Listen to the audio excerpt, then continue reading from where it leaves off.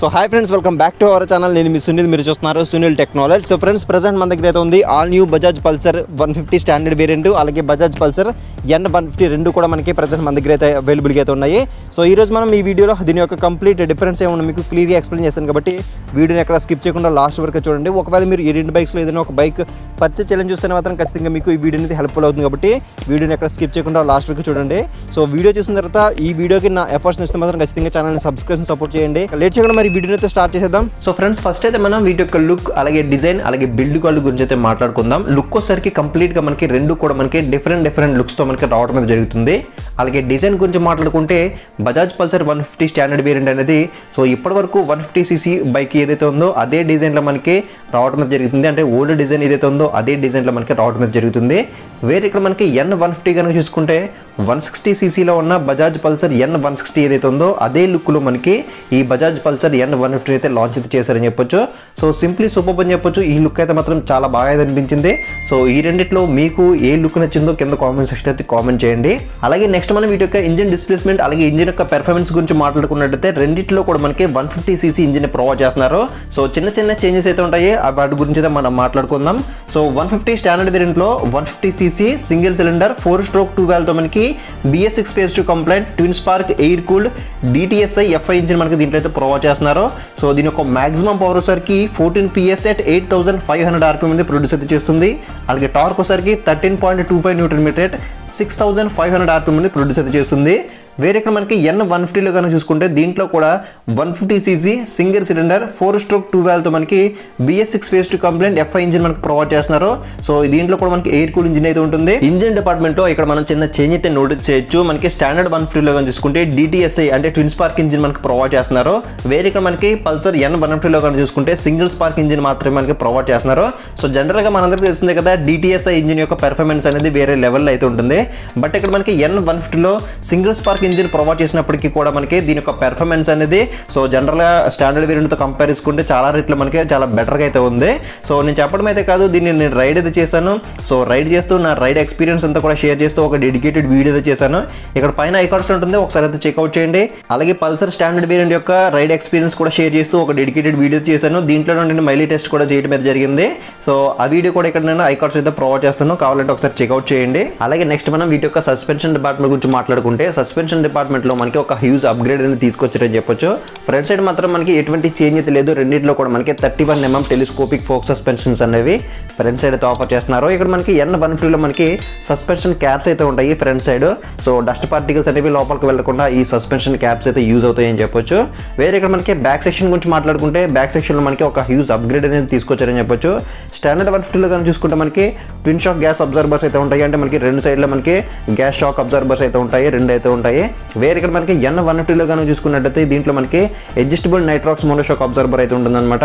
ఈ సస్పెన్షన్ అనేది మనకి చాలా ప్రీమియం అని చెప్పొచ్చు. కొంచెం కాస్ట్ అనేది ఎక్కువ ఉంటుంది. అలాగే సస్పెన్షన్ కూడా మనకి మంచి సస్పెన్షన్ ఇచ్చారు కాబట్టి సో మనకి ఎక్స్పీరియన్స్ కూడా మనకి బెటర్గా అయితే ఉంటుంది compare to standard variant.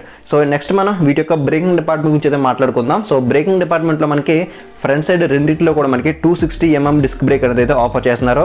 So disc అయితే చూడొచ్చు మనకి రెండింటిలో కూడా సేమ్ అయితే ఉంటుంది. అలాగే లోపల మనకి ABS రింగ్ అయితే ఉంటుంది. ఇది మనకి సింగిల్ ఛానల్ ABS తో రావడం అనేది జరుగుతుంది. సో రెండింటిలో కూడా మనకి ఫ్రంట్ సైడ్ ABS అయితే కనిపిస్తుంది.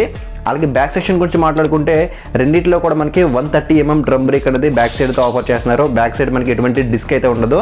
సో మీకు డిస్క్ బ్రేక్ బ్యాక్ సైడ్ కావాలంటే ట్విన్ డిస్క్ వేరియంట్ అయితే ఉంది స్టాండర్డ్ వేరియంట్ లో. సో మీకు ట్విన్ డిస్క్ కావాలనుకున్నప్పుడు మీరు ఒకటి ట్విన్ డిస్క్ వేరియంట్ మీరు చూస్ అయితే చేసుకోవచ్చు. అలాగే నెక్స్ట్ మనం వీటి యొక్క టైర్స్ డిపార్ట్మెంట్ గురించి మాట్లాడుకుంటే టైర్స్ డిపార్ట్మెంట్ లో కూడా మనం కొన్ని చిన్న చేంజెస్ అయితే నోటీస్ అయితే చేయొచ్చు. సో N150 యొక్క ఫ్రంట్ సెక్షన్ గురించి మాట్లాడుకుంటే 90/90 17 ఇంచ్ ట్యూబ్లెస్ ఎలా వీలుస్తే మనకి రావడం జరుగుతుంది. సో ఫ్రంట్ సైడ్ మనకి టైర్ అనేది ఈ విధంగా అయితే ఉంటుంది. అలాగే మనం స్టాండర్డ్ 150లో కానీ చూసుకుంటే ఫ్రంట్ సైడ్ మనకి 80/100 17 ఇంచ్ ట్యూబ్లెస్ ఎలా వీలుస్తే రావడం జరుగుతుంది. సో టైర్ చూడొచ్చు మనకి ఫ్రంట్ సైడ్ టైర్ అనేది ఈ విధంగా అయితే ఉంటుంది.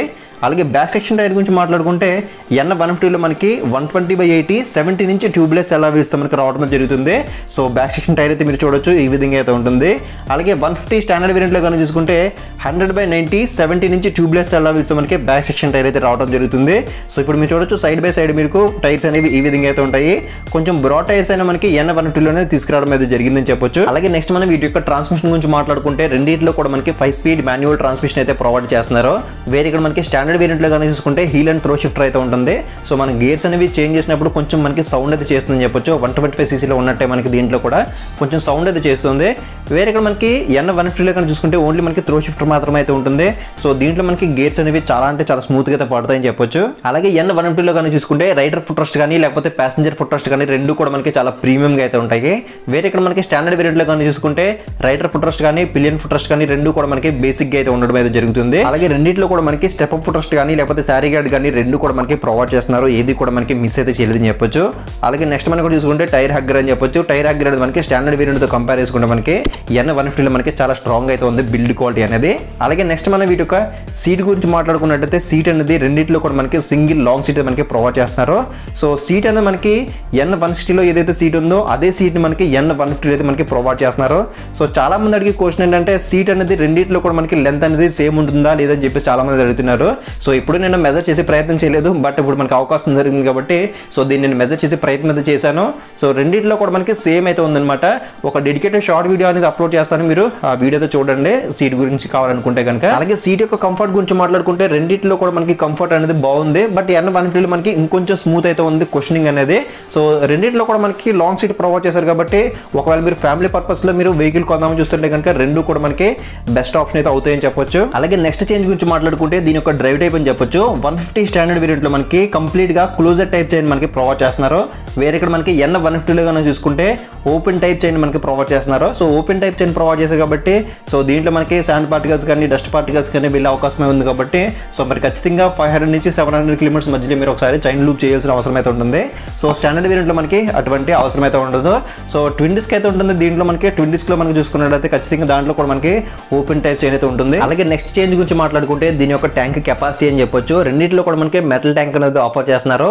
సో ట్యాంక్ కెపాసిటీ సరికి మనకి 150 స్టాండర్డ్ వేరియంట్లో 15 లీటర్స్ ట్యాంక్ అయితే మనకి ప్రొవైడ్ చేస్తున్నారు. వేరే ఇక్కడ మనకి N150లో కానీ చూసుకుంటే 14 లీటర్స్ మనకి ట్యాంక్ అనేది ప్రొవైడ్ చేస్తున్నారు. అంటే ఒక 1 లీటర్ అనేది మనకి ఎక్స్ట్రా ఫ్యూల్ అనేది స్టాండర్డ్ 150లో మనకి పడుతుందని చెప్పొచ్చు. అలాగే మైలేజ్ గురించి మాట్లాడుకుంటే సో మైలేజ్ అనేది 150 స్టాండర్డ్ వేరియంట్ నేను టెస్ట్ అయితే చేశాను. నాకు 53 కిలోమీటర్స్ అనేది మైలేజ్ అయితే రావడం జరిగింది. సో మైలేజ్ టెస్ట్ వీడియో అనేది ఇక్కడ ఐకాస్ట్లో ప్రొవైడ్ చేస్తాను, కావాలని కూడా ఒకసారి చెక్ చేయండి. సో N150 యొక్క మైలేజ్ టెస్ట్ అనేది సూన్ చేస్తాను కాబట్టి సో మీరు ఆ వీడియో మిస్ అవ్వకుండా ఉండాలంటే మాత్రం కింద ఛానల్ సబ్స్క్రైబ్ బటన్ అయితే ఉంటుంది, దాన్ని క్లిక్ చేసుకుని పక్కన నోటిఫికేషన్ మీరు కూడా అయితే యాక్టివిటీ పెట్టుకోండి. నెక్స్ట్ చేంజ్ గురించి మాట్లాడుకుంటే వీటి యొక్క హ్యాండిల్ బార్ అని చెప్పొచ్చు. హ్యాండిల్ బార్ అనేది 150 స్టాండర్డ్ వేరియంట్ మనకి క్లిప్ ఆన్ హ్యాండిల్ బార్స్ అనేవి ప్రొవైడ్ చేస్తున్నారు. వేరే ఇక్కడ మనకి N150లో కానీ చూసుకుంటే single tubular metal handle bar మనకి ప్రొవైడ్ చేస్తున్నారు. సో హ్యాండిల్ బార్ యొక్క కంఫర్ట్ గురించి మాట్లాడుకుంటే రెండింటిలో కూడా మనకి కంఫర్ట్ అనేది బాగానే అయితే ఉంటుంది, but clip on handle bars యొక్క కంఫర్ట్ అనేది వేరే లెవెల్ అయితే ఉంటుంది.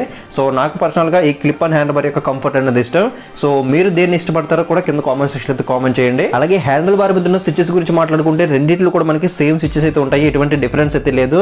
సో రెండింటిలో కూడా మనకి డెడికేటెడ్ పాస్ స్విచ్ ఉంటుంది, హై బీన్ లో బీన్ స్విచ్ ఉంటుంది, అలాగే సిగ్నల్ ఇండికేటర్ స్విచ్ ఉంటుంది, హార్న్ అయితే ఉంటుంది. అలాగే నెక్స్ట్ చేంజ్ గురించి మాట్లాడుకుంటే లైటింగ్ డిపార్ట్మెంట్ లో మనకి ఒక హ్యూజ్ అప్గ్రేడ్ అనేది తీసుకొచ్చారని చెప్పొచ్చు. సో ఇప్పటి వరకు మనకి స్టాండర్డ్ వేరియంట్ లో కానీ లేకపోతే ట్విన్ డిస్క్ వేరియంట్ లో కానీ రెండింటిలో కూడా మనకి హెడ్ ల్యాంప్ అనేది కంప్లీట్ గా హాలోజన్ హెడ్ ల్యాంప్ మనకి ప్రొవైడ్ చేశారు ఇప్పటి వరకు కనుక చూసుకున్నట్టయితే. సో ఇప్పుడు మనకి N150లో కనుక చూసుకుంటే హెడ్ ల్యాంప్ అనేది కంప్లీట్ గా మనకి by functional LED projector head lamp అనేది దీంట్లో మనకి తీసుకురావడం అనేది జరిగింది. సో పైన మనకి DRLs అనేవి చూడొచ్చు. సో ఇవి కూడా మనకి చూడడానికి సింప్లీ సూపర్ అని చెప్పొచ్చు. సో రెండింటిలో కూడా మనకి టర్న్ ఇండికేటర్స్ అనేవి ఫ్రంట్ సైడ్ బ్యాక్ సైడ్ రెండు వైపులో కూడా మనకి టర్న్ ఇండికేటర్స్ అనేవి కంప్లీట్ గా బల్బ్ టైప్ మనకి ప్రొవైడ్ చేస్తున్నారు. సో డిజైన్ వేరే అయినప్పటికీ కూడా మనకి రెండింటిలో కూడా bulb type turn indicators provide చేస్తున్నారు. అలాగే బ్యాక్ సైడ్ టైల్ ల్యాంప్ గురించి మాట్లాడుకుంటే టైల్ ల్యాంప్ అనేది రెండింటిలో కూడా మనకి LED టైల్ ల్యాంప్ మనకి ప్రొవైడ్ చేస్తున్నారు. సో డిజైన్ పరంగా మనకి వేరే అయినప్పటికీ కూడా మనకి రెండింటిలో కూడా మనకి LED టైల్ ల్యాంప్ మనకి ఆఫర్ చేస్తున్నారు. సో N150లో మనకి నెంబర్ ప్లేట్ సంబంధించిన ఒక లైట్ అనేది మనకి అడిషనల్ గా అయితే ప్రొవైడ్ చేస్తున్నారు. ఇది మనకి స్టాండర్డ్ వేరియంట్ లో మనకి మిస్ అయిందని చెప్పొచ్చు. అలాగే నెక్స్ట్ చేంజ్ గురించి మాట్లాడుకుంటే దీని యొక్క కన్సోల్ అని చెప్పొచ్చు. కన్సోల్ అనేది రెండింటిలో కూడా మనకి సెమీ డిజిటల్ ప్లస్ ఎన్లాక్ కన్సోల్ అనేది ప్రొవైడ్ చేస్తున్నారు. సో వేరే ఇక్కడ మనకి స్టాండర్డ్ వేరియంట్ లో కానీ చూసుకుంటే ఓల్డ్ డిజైన్ ఏదైతే ఉందో అదే డిజైన్ మనకి దీంట్లో తీసుకురావడం జరిగింది. వేరే ఇక్కడ మనకి N150లో కానీ చూసుకుంటే ఇది కంప్లీట్ గా మనకి ఒక కొత్త లుక్ లో మనకి ఒక కొత్త డిజైన్ లో మనకి తీసుకురావడం జరిగింది. సో దీంట్లో మనకి విజిబిలిటీ అనేది చాలా అంటే చాలా క్లియర్ గా అయితే ఉంటుందన్నమాట. సో రెండింటిలో కూడా మనకి ఫీచర్స్ పరంగా ఎటువంటి చేంజ్ అయితే లేదు, రెండింటిలో కూడా మనకి సేమ్ ఫీచర్స్ అయితే ఉంటాయి. స్పీడోమీటర్ కానీ ఓడోమీటర్ కానీ ట్రిప్ మీటర్ కానీ DTE కానీ న్యూట్రల్ ఇండికేటర్ కానీ ABS ఇండికేటర్ కానీ లేకపోతే లో బ్యాటరీ ఇండికేటర్ కానీ సైడ్ స్టాండ్ ఇండికేటర్ కానీ సో ఆల్మోస్ట్ అన్ని కూడా మనకి సేమ్ అయితే ఉంటాయి. బట్ N150లో కానీ చూసుకుంటే గేర్ ఇండికేటర్ అనేది ఒకటి యాడ్ చేశారు, అలాగే క్లాక్ అనేది మనకి ఒకటి యాడ్ అయితే చేశారు. సో ఈ రెండు ఫీచర్స్ అనేవి మనకి N150లో అయితే తీసుకురావడం అయితే జరిగింది. నెక్స్ట్ చేంజ్ గురించి మాట్లాడుకుంటే N150లో మనకి ట్యాంక్ మీద USB ఛార్జింగ్ సపోర్ట్ అనేది తీసుకురావడం అయితే జరిగింది. వేరే ఇక్కడ మనకి స్టాండర్డ్ 125లో మనకి అదైతే మిస్ అయిందని చెప్పొచ్చు. సో మీ దగ్గర ఉన్న ఎలక్ట్రానిక్ గాడ్జెట్స్ అనేవి USB ఛార్జింగ్ సపోర్ట్ ఇచ్చారు కాబట్టి సో ఈజీగా మనం ఛార్జింగ్ అయితే చేసుకోవచ్చు. ఇక ఫైనల్ గా మనం వీటి యొక్క ప్రైస్ డీటెయిల్స్ గురించి మాట్లాడుకునే ముందు వీటి యొక్క ఎగ్జాస్ట్ నోట్ ఒకసారి వినిపిస్తాను. ఎగ్జాస్ట్ నోట్ విన్న తర్వాత వీటి యొక్క ప్రైస్ డీటెయిల్స్ గురించి కానీ లేకపోతే ఏ బైక్ ఎవరు తీసుకుంటే బాగుంటుందో మాట్లాడుకుందాం.